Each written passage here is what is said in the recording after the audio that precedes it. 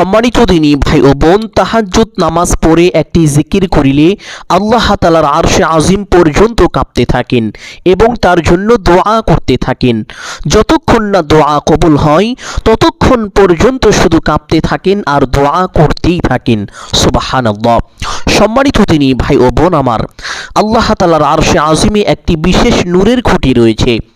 যখন কোনো বান্দা কোনো বান্দি দুনিয়ায় বসে এই জিকিরটি পাঠ করে, এই জিকিরের আওয়াজ সাথে সাথে আল্লাহ তাআলার আরশে আজিমে গিয়ে ধাক্কা লাগে, যার কারণে আল্লাহ তাআলার আরশে আজিমে থাকা সেই বিশেষ নূরের খুঁটিটি কাঁপতে থাকে। আল্লাহ তাআলা খুঁটির এই কাঁপাকাঁপি দেখে খুঁটিকে জিজ্ঞেস করে, হে খুঁটি, তুমি কাঁপো কেন? খুঁটি বলে, হে আল্লাহ, আপনার এক বান্দা, আপনার এক বান্দি দুনিয়ায় বসে একটি বিশেষ জিকির পাঠ করেছে, যার কারণে আমি কাঁপছি।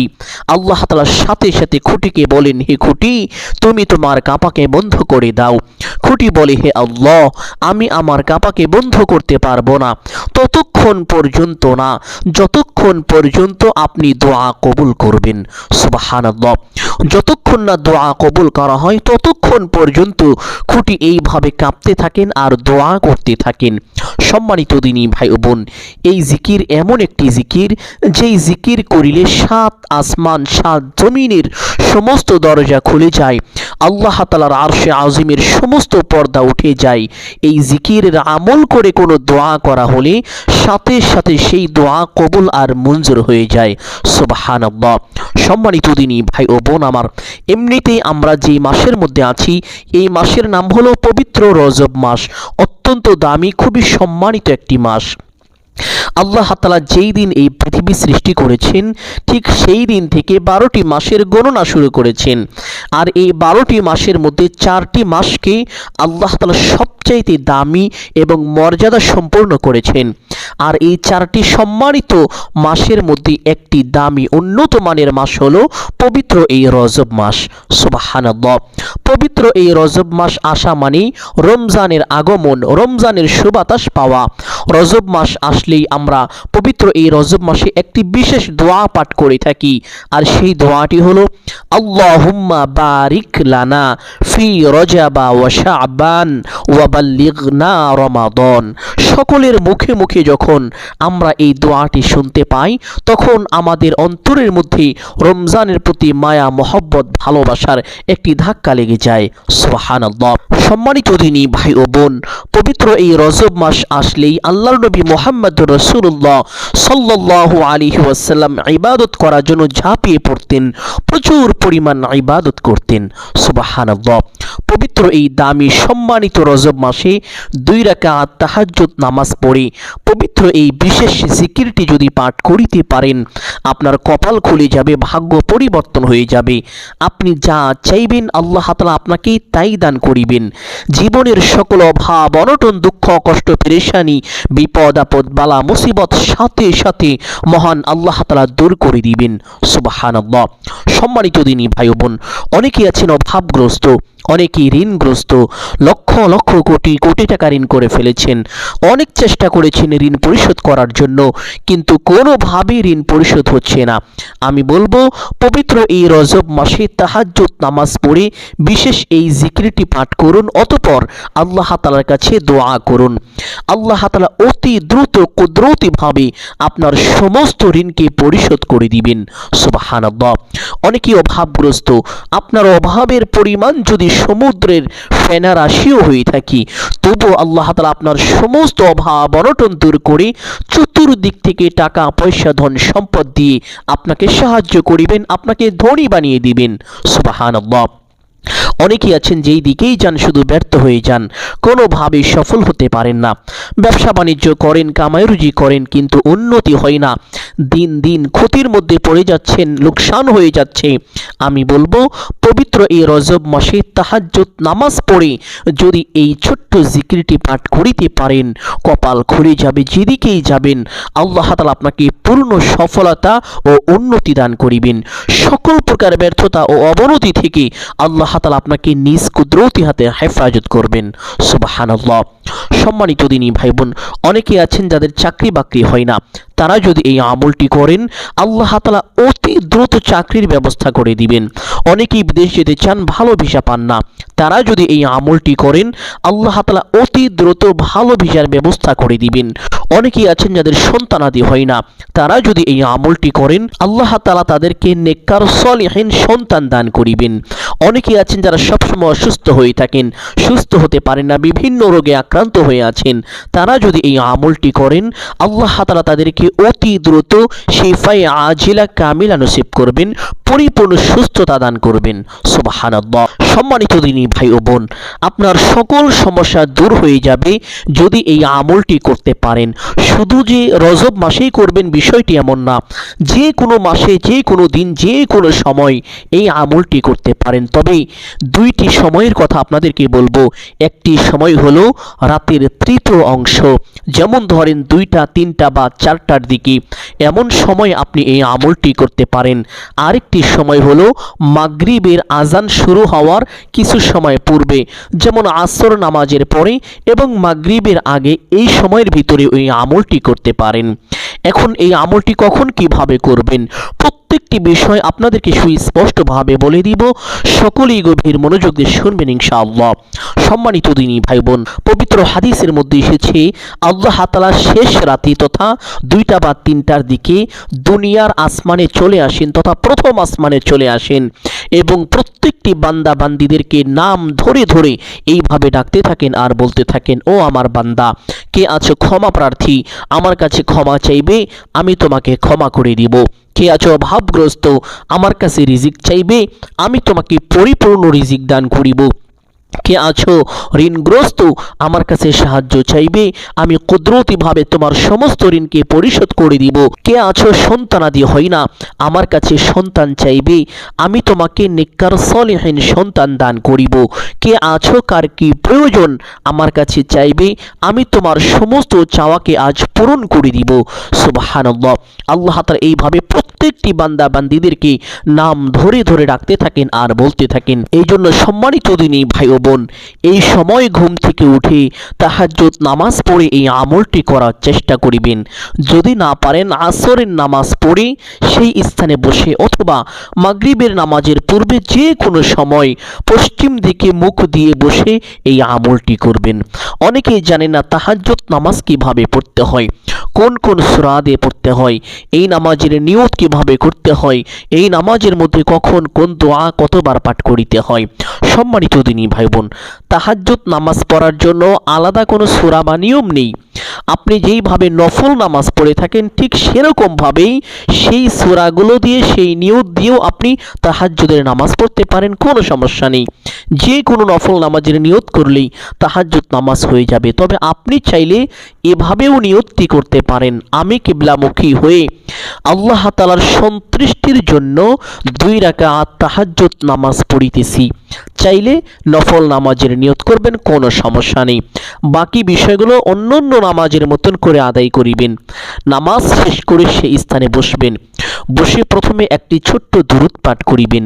যেই দুরূদের ব্যাপারে পবিত্র হাদিসের মধ্যে এসেছে, আল্লাহর নবী মুহাম্মদুর রাসূলুল্লাহ সাল্লাল্লাহু আলাইহি ওয়াসাল্লাম সাহাবীদেরকে বলেন, ও আমার সাহাবীরা, যেই ব্যক্তি দুনিয়াতে আমি রাসূলের উপরে যত বেশি দুরূদ পাঠ করবে, ওই ব্যক্তি কাল হাসরের ময়দানে আমি রাসূলের তত বেশি নিকটবর্তী হবে। আর নবীজি সাল্লাল্লাহু আলাইহি ওয়াসাল্লাম ওই ব্যক্তির জন্য আল্লাহ তাআলার দরবারে সুপারিশ করে ওই ব্যক্তিকে জান্নাতে নিরাপদে পৌঁছে দিবেন। সুবহানাল্লাহ। শুধু তাই নয়, যখন কোনো বান্দা একবার দুরূদ পাঠ করে আল্লাহ তাআলা সাথে সাথে ওই বান্দা ওই বান্দির উপরে 10টি রহমত নাজিল করেন। তাকে বড় বড় 10টি বিপদ থেকে আল্লাহ তাআলা স্বয়ং নিজ কুদরতি হাতে হেফাজত করেন। তার মনের বড় বড় 10টি আশা আল্লাহ তাআলা পূরণ করে দেন। তার আমল নামায় কমপক্ষে 10টি নেকি দান করেন। তার জীবন থেকে কমপক্ষে 10টি গুনাহ খাতা আল্লাহ তাআলা সাথে সাথে ক্ষমা করে দেন। সুবহানাল্লাহ। শুধু তাই নয়, আল্লাহ তাআলা ওই বান্দার দুনিয়ার সকল কঠিন কাজকে সহজ করে দেন এবং আল্লাহ তাআলা ওই ব্যক্তির উপরে প্রচুর পরিমাণ রহমত নাজিল করেন। সম্মানিত দিনী ভাই ও বোন, এই জন্য আমলের শুরুতেই এই দুরূদটি 3 বার পাঠ করিবেন এইভাবে, আল্লাহুম্মা সাল্লি আলা মুহাম্মাদ ওয়া আলা আলি মুহাম্মাদ কামা সাল্লাইতা আলা ইব্রাহিম ওয়া আলা আলি ইব্রাহিম ইন্নাকা হামিদুম মাজিদ اللهم بارك على محمد وعلى آل محمد كما باركت على إبراهيم وعلى آل إبراهيم إنك حميد مجيد। যদি এই দুরূদটি না পারেন তাহলে যে কোনো একটি দুরূদ, চাইলে এই ছোট্ট দুরূদটিও পাঠ করতে পারেন, সাল্লাল্লাহু আলাইহি ওয়াসাল্লাম। দুরূদটি কমপক্ষে 3 বার পাঠ করিবেন। পাঠ করা শেষ করে একটি ছোট্ট ইস্তেগফার পাঠ করিবেন, যেই ইস্তেগফারের ব্যাপারে পবিত্র হাদিসের মধ্যে এসেছে, হযরত আব্দুল্লাহ ইবনে আব্বাস রাদিয়াল্লাহু তাআলা আনহু থেকে বর্ণিত, অর্থাৎ নবীজি সাল্লাল্লাহু আলাইহি ওয়াসাল্লামের চাচাতো ভাই এই হাদিসটি বর্ণনা করেছেন। তিনি বলেন যে আল্লাহর নবী মুহাম্মদুর রাসূলুল্লাহ সাল্লাল্লাহু আলাইহি ওয়াসাল্লাম বলেছেন, যেই ব্যক্তি বেশি বেশি ইস্তেগফার পাঠ করিবে, আল্লাহ তাআলা ওই ব্যক্তির সকল অভাব অনটন দুঃখ কষ্ট পেরেশানি দূর করে দিবেন, তার গুনাহকে মোচন করে দিবেন এবং আল্লাহ তাআলা ওই ব্যক্তিকে অকল্পনীয়ভাবে রিজিক দান করিবেন। সুবহানাল্লাহ। অর্থাৎ আপনি যদি এই ইস্তেগফারটি উঠতে বসতে চলতে ফিরতে বেশি বেশি পাঠ করিতে পারেন, আল্লাহ তাআলা আপনাকে এমন এমন জায়গা থেকে রিজিক দান করিবেন, টাকা পয়সা ধন সম্পদ দান করিবেন, যেটা আপনি কখনো কল্পনাও করতে পারেননি। অকল্পনীয়ভাবে আল্লাহ তাআলা আপনাকে রিজিকের ব্যবস্থা করে দিবেন। সুবহানাল্লাহ। সম্মানিত দিনী ভাই বোন, এজন্য চেষ্টা করিবেন উঠতে বসতে চলতে ফিরতে সদা সর্বদা ছোট্ট এই ইস্তেগফারটি পাঠ করার জন্য। আস্তাগফিরুল্লাহাল্লাযী লা ইলাহা ইল্লা হুয়াল হাইয়ুল কাইয়্যুম ওয়া আতুবু ইলাইহি। যদি এই ইস্তেগফারটি না পারেন তাহলে এই ছোট্ট ইস্তেগফারটি পাঠ করিবেন, আস্তাগফিরুল্লাহ আস্তাগফিরুল্লাহ। সহি শুদ্ধ করে জীবনের সমস্ত গুনাহের কথা স্মরণ করে আল্লাহ তাআলার দরবারে লজ্জিত ও অনুতপ্ত হয়ে ক্ষমার আশায় একমাত্র আল্লাহকে সন্তুষ্ট করার উদ্দেশ্যে 3 বার ইস্তেগফারটি পাঠ করিবেন। ইস্তেগফারটি 3 বার পাঠ করা শেষ করে একটি ছোট্ট জিকির পাঠ করিবেন, যেই জিকিরের ব্যাপারে পবিত্র হাদিসের মধ্যে এসেছে, আল্লাহর নবী মুহাম্মদুর রাসূলুল্লাহ সাল্লাল্লাহু আলাইহি ওয়াসাল্লাম বলেন, যেই ব্যক্তি এই জিকিরটি একবার পাঠ করিবে, দুনিয়ার মধ্যে যত ফাঁকা জায়গা আছে সমস্ত ফাঁকা জায়গাগুলোকে আল্লাহ তাআলা ওই ব্যক্তির জন্য নেকি দিয়ে পরিপূর্ণ করে দিবেন। সুবহানাল্লাহ। আর সেই ছোট্ট জিকিরটি হলো সুবহানাল্লাহ।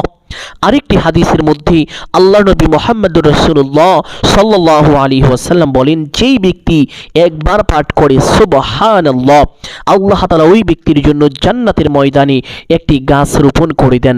ওই গাছটি এত বিশাল আকারের হবে যে ওই গাছের ছায়া দিয়ে একটি শক্তিশালী ঘোড়া 500 বছর পর্যন্ত যদি দৌড়ায় তবুও সেই গাছের ছায়া পর্যন্ত শেষ হবে না। সুবহানাল্লাহ। আর সেই গাছটি কত বড়ই না হবে। আর এই বিশাল আকারের একটি গাছ আল্লাহ তাআলা আপনার জন্য রহমত স্বরূপ রোপণ করে দিবেন, কাল হাসরের ময়দানে আপনার জন্য নাজাতের জরিয়া হবে। সুবহানাল্লাহ। এজন্য সম্মানিত দিনী ভাই বোন, উঠতে বসতে চলতে ফিরতে যখনই সময় পাবেন বেশি বেশি পাঠ করিবেন সুবহানাল্লাহ।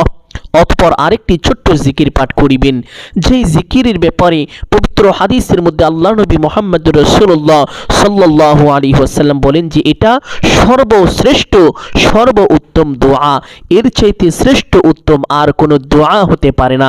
এবং আল্লাহ তাআলা পবিত্র কুরআনুল কারীমের মধ্যে বলেন, লাইন শাকারতুম লাযীদান্নাকুম ওয়া লাইন কাফারতুম ইন্না আযাবি লাশাদীদ।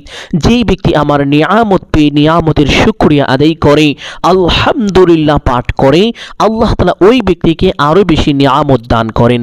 আর যেই ব্যক্তি নিয়ামত পেয়ে নিয়ামতের শুকরিয়া আদায় করে না, আলহামদুলিল্লাহ পাঠ করে না, আল্লাহ তাআলা ওই ব্যক্তির থেকে সকল নিয়ামতকে ছিনিয়ে নেবেন এবং আল্লাহ তাআলা আরো বলেন যে আমি তাকে অচিরেই কঠিন আযাবের মধ্যে ফেলে দিব, নাউযুবিল্লাহ। সম্মানিত দিনী ভাই বোন, অনেকেই সবসময় অভাবগ্রস্ত, ঋণগ্রস্ত, বিপদগ্রস্ত হয়ে থাকেন।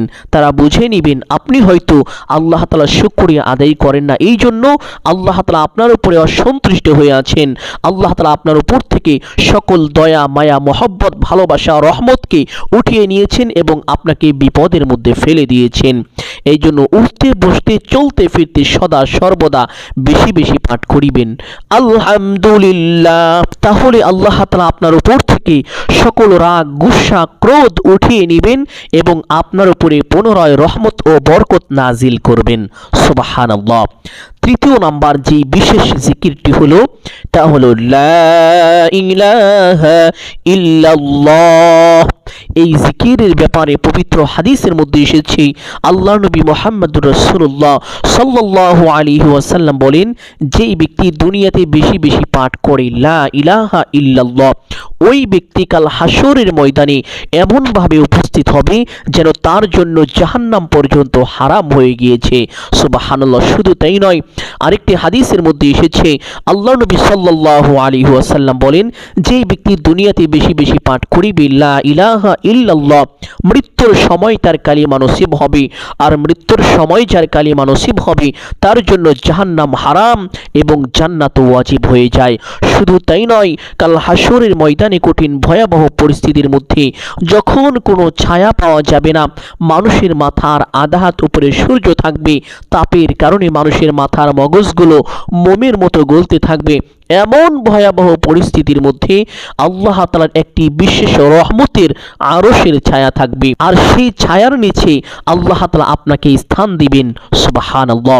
শুধু তাই নয়, যখন কোনো বান্দা, কোনো বান্দি দুনিয়ায় বসে এই জিকিরটি পাঠ করে, 7 আসমান 7 জমিনের সমস্ত দরজা খুলে যায়, আল্লাহ তাআলার আরশে আজিমের সমস্ত পর্দা উঠে যায়। এই জিকিরের আমল করে কোনো দোয়া করা হলে সাথে সাথে সেই দোয়া কবুল আর মঞ্জুর হয়ে যায়। সুবহানাল্লাহ। এই জন্য সম্মানিত দিনী ভাই বোন, জীবনের প্রত্যেকটি সময় উঠতে বসতে চলতে ফিরতে এই দামি সম্মানিত বিশেষ জিকিরটি বেশি বেশি পাঠ করিবেন, লা ইলাহা ইল্লাল্লাহ।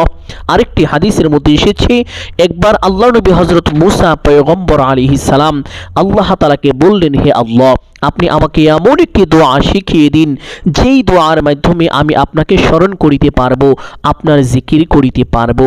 আল্লাহ তাআলা তখন হযরত মুসা পয়গম্বর আলাইহিস সালামকে বললেন, ও আমার মুসা পয়গম্বর, তুমি পড়ো লা ইলাহা ইল্লাল্লাহ। সম্মানিত দিনী ভাই বোন, বুঝতেই পারছেন এই জিকিরটি কতটা দামি, কতটা ফজিলতপূর্ণ। পবিত্র হাদিসের মধ্যে অসংখ্য অগণিত ফজিলতের কথা বর্ণনা করা হয়েছে। এই জন্য সম্মানিত দিনী ভাই বোন, এই জিকিরটি বেশি বেশি পাঠ করিবেন। অতঃপর 4 নম্বরে আল্লাহু আকবার।